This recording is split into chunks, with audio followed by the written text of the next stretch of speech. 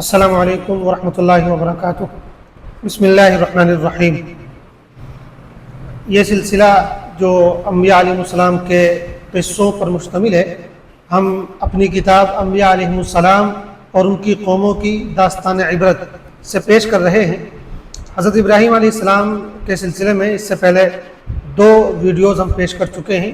آج یہ حضرت ابراہیم کی شخصیت اور ان کی زندگی سے ملنے والا جو سبق ہے، جو ہمارے لیے اس میں نصیحتیں ہیں، اس پہلو پر یہ تیسرا ہمارا ویڈیو ہے۔ موجودہ دور میں حضرت ابراہیم علیہ السلام کا اسوہ قرآنی آیات کی روشنی میں، اگرچہ گزشتہ مضمون میں حضرت ابراہیم علیہ السلام کی زندگی کے اہم حالات و واقعات سے ہم روبرو ہو چکے ہیں، لیکن ان کی زندگی کے کچھ پہلو ایسے ہیں جنہیں الگ سے نمایاں کرنے کی ضرورت ہے۔ اس کی وجہ یہ ہے کہ خاتم النبیین صلی اللہ علیہ وسلم کے بعد دور حاضر میں اگر کسی کی سیرت ہمارے لیے سب سے زیادہ رہنمائی کے کام آ سکتی ہے تو حضرت ابراہیم کی ہی ذات ہے۔ بالخصوص ہندوستان کے تناظر میں اس رہنمائی کی واقعیت اور بھی بڑھ جاتی ہے۔ حیران کن بات یہ ہے کہ قرآن مجید میں حضرت محمد صلی اللہ علیہ وسلم کے علاوہ اگر کسی کی زندگی کے لیے اسوے کا لفظ استعمال کیا گیا ہے تو وہ صرف حضرت ابراہیم کی شخصیت ہے۔ ان کے علاوہ کسی اور نبی کی زندگی پر قرآن نے اسوے کا اطلاق نہیں کیا ہے۔ اس کی غالباً سب سے بڑی وجہ یہ ہے کہ توحید و شرک کے درمیان جو ازلی کشمکش ہے، اس کا جتنا واضح اور بھرپور ریکارڈ حضرت ابراہیم کے حالت زندگی میں سمٹ آیا ہے، ویسا کسی اور کے یہاں نہیں ملتا۔ شرک سے مقابلہ آرائی میں حضرت ابراہیم کی شخصیت سب سے ممتاز بن کر جلوہ گر نظر آتی ہے۔ دیگر انبیاء کرام کی سیرتیں بھی قرآن نے بیان کی ہیں اور سب کی زندگیوں میں عبرت و نصیحت کا سامان ہے، لیکن توحید کا جو اصل حریف ہے یعنی شرک، اس کے خلاف نبرت آزمائی اور توحید کو غالب کرنے کی جو جد و جہد حیات ابراہیمی میں نظر آتی ہے، اور شرک کے خلاف جو عقلی و منطقی دلائل آپ کے یہاں ملتے ہیں، پھر اعلاء کلمہ توحید کے لیے ایثار و قربانی کی جو مثالیں آپ کے تذکارِ جمیل میں سامنے آتی ہیں، ان کی نظیر کہیں اور نہیں ملتی۔ دوسری حیران کن بات یہ ہے کہ قرآن میں حضرت ابراہیم اور ان کے متبعین کے اسوے کو 2 جگہ ذکر کیا گیا ہے، اور ایک جگہ آیت کے الفاظ تقریباً بالکل وہی ہے جو اس آیت میں ہے جو حضور صلی اللہ علیہ وسلم کے اسوہ حسنہ کو بیان کرتی ہے۔ حضور صلی اللہ علیہ وسلم کے اسوے کو بیان کرنے والی آیت سورہ احزاب میں ہے۔ اللہ تعالیٰ کا ارشاد ہے، لَقَدْ كَانَ لَكُمْ فِي رَسُولِ اللَّهِ أُسْوَةٌ حَسَنَةٌ لِمَنْ كَانَ يَرْجُو اللَّهَ وَالْيَوْمَ الْآخِرَ وَذَكَرَ اللَّهَ كَثِيرًا۔ آیت نمبر 31۔ در حقیقت تم لوگوں کے لیے اللہ کے رسول میں ایک بہترین نمونہ ہے ہر اس شخص کے لیے جو اللہ اور یوم آخرت کا امیدوار ہو اور کثرت سے اللہ کو یاد کرے۔ حضرت ابراہیم اور ان کے متبعین کے بارے میں سورہ ممتحنہ میں ہے، لَقَدْ كَانَ لَكُمْ فِيهِمْ أُسْوَةٌ حَسَنَةٌ لِمَنْ كَانَ يَرْجُو اللَّهَ وَالْيَوْمَ الْآخِرَ۔ آیت نمبر 6۔ یقیناً تمہارے لیے ان لوگوں میں ایک بہترین نمونہ ہے ہر اس شخص کے لیے جو اللہ اور یوم آخر کا امیدوار ہو۔ حضرت ابراہیم کی زندگی میں اسوہ حسنہ کس پہلو سے ہے؟ سورہ ممتحنہ کی آیت نمبر 4 میں اس کو ذرا تفصیل سے بیان کیا گیا ہے۔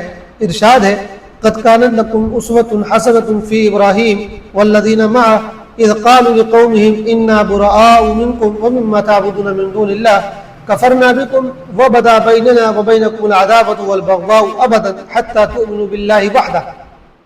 تم لوگوں کے لیے ابراہیم اور ان کے ساتھیوں میں ایک اچھا نمونہ ہے کہ انہوں نے اپنی قوم سے صاف کہہ دیا، ہم تم سے اور تمہارے ان معبودوں سے جن کو تم خدا کو چھوڑ کر پوجتے ہو قطعی بیزار ہیں۔ ہم تمہارا اور تمہارے دین کا انکار کرتے ہیں۔ ہمارے اور تمہارے درمیان ہمیشہ کے لیے دشمنی اور نفرت پیدا ہو گئی ہے جب تک تم اللہ واحد پر ایمان نہ لے آؤ۔ سورہ ممتحنہ آیت نمبر 4۔ حضرت ابراہیم کے اس اسوے کے 2-3 خاص پہلو ہیں۔ نمبر 1، شرک سے نفرت و بیزاری اور توحید کی خالص محبت۔ نمبر 2، توحید کے غلبے کے لیے ہجرت و قربانی۔ نمبر 3، اپنی آنے والی نسلوں کے تئیں شرک کے حوالے سے فکر مندی۔ نمبر 4، اپنی آنے والی اولاد کے لیے مرکز توحید کا قیام۔ آئیے ان پہلوؤں کے حوالے سے ہم اپنے حالات کا جائزہ لیں اور حضرت ابراہیم کے اسوے سے فائدہ اٹھانے کی کوشش کریں۔ حضرت ابراہیم کی شرک سے نفرت و بیزاری اور ہمارے موجودہ حالات۔ حضرت ابراہیم کی زندگی میں شرک سے نفرت اتنی کھلی ہوئی اور واضح تھی کہ یہ ان کی زندگی کا سب سے بڑا وصف بن گئی تھی۔ یہی وجہ ہے کہ قرآن نے جہاں جہاں ان کا تذکرہ کیا ہے شرک سے ان کی نفرت اور بیزاری کو بھی اکثر جگہ بیان کیا ہے۔ اس کی سب سے نمایاں وجہ یہ تھی کہ یہودی اور عیسائی دونوں اپنی نسبت حضرت ابراہیم کی طرف بھی کرتے تھے، تو قرآن نے کہا کہ تم ابراہیم کی طرف نسبت کیسے کر سکتے ہو جبکہ تم شرک میں مبتلا ہو اور ابراہیم شرک سے بہت دور تھے۔ قرآن میں حضرت ابراہیم کی شرک سے نفرت کو 3 الگ الگ انداز میں بیان کیا گیا ہے۔ ایک انداز یہ ہے کہ اللہ تعالیٰ نے ان کے بارے میں اپنی گواہی پیش کی ہے کہ وہ مشرک نہیں تھے۔ دوسرا انداز یہ ہے کہ خود حضرت ابراہیم کی زبان سے شرک سے بیزاری کا اعلان ذکر کیا گیا ہے۔ پہلے انداز کی آیتوں میں سورہ نحل آیت نمبر 120 میں ہے ان ابراہیم کان امۃ قانتا للہ حنیفا ولم یکن من المشرکین۔ واقعہ یہ ہے کہ ابراہیم اپنی ذات سے ایک پوری امت تھا، اللہ کا مطیع و فرما بردار اور یکسو، اور وہ کبھی مشرک نہ تھا۔ اسی طرح سورہ آل عمران میں 2 جگہ آیت نمبر 67 اور آیت نمبر 95 میں یہی بات کہی گئی ہے کہ ابراہیم مشرکوں میں سے نہ تھا۔ دوسرے انداز کی آیتوں میں سورہ زخرف آیت 26 و 27 میں ہے وَإِذْ قَالَ إِبْرَاهِيمُ لِأَبِيهِ وَقَوْمِهِ إِنَّنِي بَرَاءٌ مِّمَّا تَعْبُدُونَ إِلَّا الَّذِي فَطَرَنِي فَإِنَّهُ سَيَهْدِينِ۔ یاد کرو وہ وقت جب ابراہیم نے اپنے باپ اور اپنی قوم سے کہا تھا تم جن کی بندگی کرتے ہو میرا ان سے کوئی تعلق نہیں، میرا تعلق صرف اس سے ہے جس نے مجھے پیدا کیا، وہی میری رہنمائی کرے گا۔ اسی طرح سورہ انعام آیت نمبر 78 و 79 میں ہے قال یا قوم انی بریء مما تشرکون انی وجہت وجہی للذی فطر السماوات والارض حنیفا وما انا من المشرکین۔ اس نے کہا اے میری قوم کے لوگوں، میں ان سب سے بیزار ہوں جنہیں تم خدا کا شریک ٹھہراتے ہو، میں نے تو سب سے کٹ کر اپنا رخ پورے طور پر اس کی جانب کر لیا ہے جس نے آسمانوں اور زمین کو پیدا کیا ہے، اور میں ہرگز شرک کرنے والوں میں سے نہیں ہوں۔ اسی طرح سورہ شعراء آیت نمبر 75 تا 82 میں ہے قال افرأیتم ما کنتم تعبدون الی آخر الآیات۔ ابراہیم نے کہا تم نے ان چیزوں پر کبھی غور بھی کیا ہے جنہیں تم اور تمہارے پچھلے باپ دادا پوچھتے آ رہے ہو؟ یہ سب میرے دشمن ہیں سوائے رب العالمین کے جس نے مجھے پیدا کیا، پھر وہی میری رہنمائی کرتا ہے، جو مجھے کھلاتا اور پلاتا ہے، اور جب بیمار ہو جاتا ہوں تو وہی مجھے شفا دیتا ہے، جو مجھے موت دے گا پھر دوبارہ زندہ کرے گا، اور جس سے میں امید رکھتا ہوں کہ قیامت کے دن میری خطا معاف کر دے گا۔ تیسرے انداز کی وہ آیتیں ہیں جن میں حضرت ابراہیم کی دعوت کا ذکر ہے کہ انہوں نے اپنی قوم کو شرک سے باز رہنے کی دعوت دی اور ان کے سامنے ان کے جھوٹے خداؤں کی بے حیثیتی کو بیان کیا۔ اس طرح کی آیتیں بہت ہیں۔ سورہ انبیاء آیت نمبر 66 و 67 میں ہے قال افتعبدون من دون اللہ ما لا ينفعكم شيئا ولا يضركم اف لكم ولما تعبدون من دون اللہ افلا تعقلون۔ ابراہیم نے کہا کیا اللہ کو چھوڑ کر تم ایسی چیزوں کو پوجتے ہو جو نہ تم کو نفع پہنچا سکتی ہے نہ نقصان؟ تف ہے تم پر اور ان چیزوں پر جن کی تم اللہ کے سوا پوجا کرتے ہو، کیا تم کچھ بھی عقل نہیں رکھتے؟ سورہ صافات میں ہے قال افتعبدون ما تنحتون واللہ خلقکم وما تعملون۔ کیا تم ایسی چیزوں کو پوجتے ہو جن کو خود ہی تراشتے ہو، حالانکہ اللہ ہی نے تم کو بھی پیدا کیا ہے اور ان چیزوں کو بھی جنہیں تم بناتے ہو۔ آیت نمبر 95 و 96۔ حضرت ابراہیم کی زندگی کی روشنی میں ذرا آپ اپنا جائزہ لیں کس طرح مسلمانوں میں سے ایک جماعت آہستہ آہستہ شرک کی طرف کھسکتی چلی جا رہی ہے۔ ہماری زندگیوں میں شرک کی ویسی نفرت نہیں ہے جیسی ہونی چاہیے اور جیسی حضرت ابراہیم کے اندر تھی۔ ایک طرف مسلمانوں میں سے ایک بڑا طبقہ خود شرک کی دلدل میں پھنستا چلا جا رہا ہے، تو دوسری طرف حکومت مسلمانوں کی آنے والی نسلوں کو مشرک بنانے کا پورا پروگرام تیار کر چکی ہے۔ مسلمانوں میں موجود شرکیہ اعمال و رسومات، مسلمانوں کا ایک بڑا طبقہ شرکیہ اعمال میں گرفتار ہے۔ ایسے بہت سے اعمال ہیں، ان میں سے چند یہ ہیں۔ قبر پرستی، ان میں کا ایک پورا طبقہ ایسا وجود میں آ چکا ہے جس نے اولیاء اللہ کے مزارات کو شرک اور خرافات کا اڈا بنا دیا ہے۔ ان کے رکھ رکھاؤ اور رہن سہن سے صاف اندازہ ہو جاتا ہے کہ ان کا توحید سے کوئی تعلق نہیں۔ مزارات کے مجاور ان کو بے وقوف بناتے ہیں اور وہ بڑی آسانی سے ان کے جھانسے میں آ جاتے ہیں، جبکہ ان مجاوروں کی صورتحال یہ ہے کہ انہیں نہ کلمہ طیبہ یاد ہوتا ہے اور نہ وضو و غسل کے فرائض، نہ انہیں نماز یاد ہوتی ہے اور نہ وہ نماز پڑھتے ہیں، اور افسوس کہ عوام انہیں اپنا پیر و مرشد بنا لیتے ہیں۔ یہ عوام کو اولیاء اللہ کا خوف دلاتے ہیں، انہیں ڈراتے ہیں اور ان کی غلط محبت ان کے دل میں ڈالتے ہیں۔ وہ عوام کے ذہنوں میں یہ بات بٹھا دیتے ہیں کہ ان اولیاء کو راضی کر لو تو بیڑا پار ہے، چنانچہ وہ انہیں راضی کرنے کے لیے ان کے نام پر الٹے سیدھے کام کرتے ہیں، چڑھاوے چڑھاتے ہیں، دیگے پکاتے ہیں، ان کے نام پر جانور نامزد کر دیتے ہیں اور کچھ باقاعدہ سجدہ کرنے لگتے ہیں۔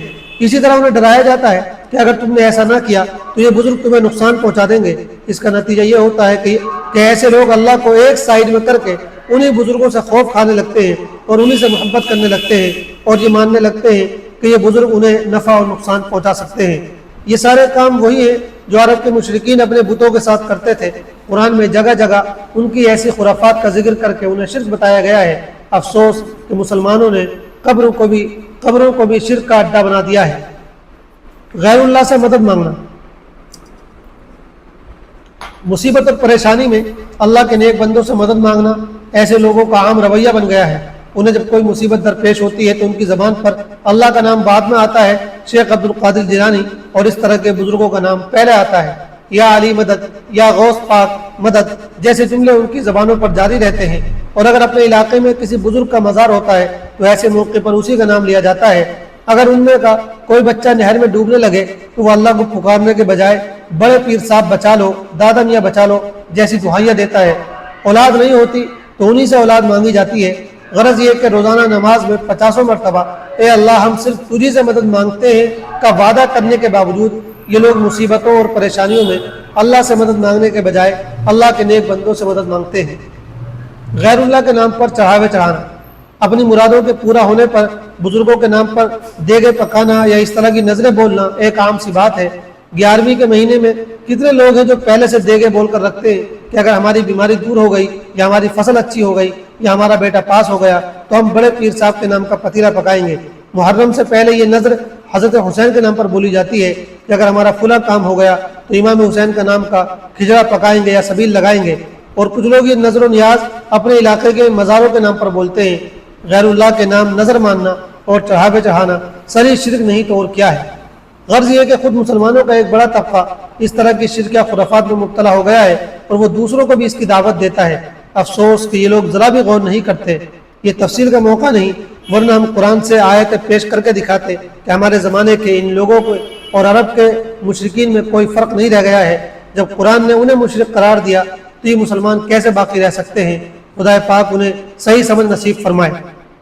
مسلمانوں کو مشرک بنانے کے لیے حکومت اور غیروں کی کوششیں، دوسری طرف حکومت اور ہندو تنظیمیں پورا زور لگا رہی ہیں کہ مسلمانوں کے دلوں سے شرک کی نفرت ختم کی جائے اور انہیں شرک کی دلدل میں دھکیل دیا جائے۔ اس کے لیے وہ پورا منصوبہ بنائے ہوئے ہیں اور بہت سے مسلمان حکومت کے دباؤ میں یا ارباب حکومت کے قریب ہونے کے لالچ میں یا کسی دوسرے مفاد کی خاطر اس طرح کے شرک اعمال کو گوارا کر رہے ہیں۔ ہولی، رکشا بندھن اور دیوالی میں شرکت، بہت سے مسلمان اپنے دوستوں کی خاطر یا حکومت کی چاپلوسی میں خالص ہندوانہ مذہبی تہواروں میں شرکت کرتے ہیں، راکھی بندھواتے ہیں اور ہولی کھیلتے ہیں۔ حکومت ایسے پروگراموں کو بڑھاوا دیتی ہے اور اسے قومی یکجہتی قرار دیا جاتا ہے۔ یہ کیسی قومی یکجہتی ہے جو ایمان بیچ کر حاصل کی جا رہی ہے؟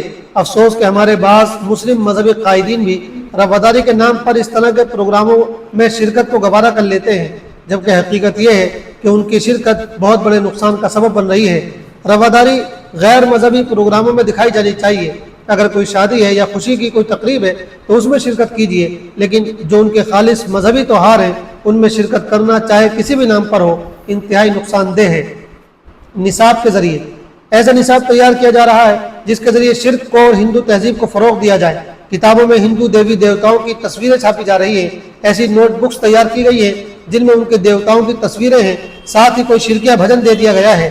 ظاہر ہے کہ جب مسلم بچے ان کی تصویریں دیکھیں گے اور ایسے بھجن پڑھیں گے اور پھر کتاب میں موجود ان کی مذہبی داستانیں پڑھیں گے تو ان کے دل سے شرک کی نفرت کم ہوگی، توحید کے بارے میں حساسیت ختم ہوگی اور شرک کے معاملے میں ان کا رویہ نرم ہوگا اور یہ چیز انہیں آہستہ آہستہ شرک کی طرف لے جائے گی۔ اسکولی پروگراموں کے ذریعے اسکولوں میں ایسے پروگرام کروائے جاتے ہیں جو ہندو مذہب اور ہندوانہ کلچر کو پروموٹ کرتے ہیں۔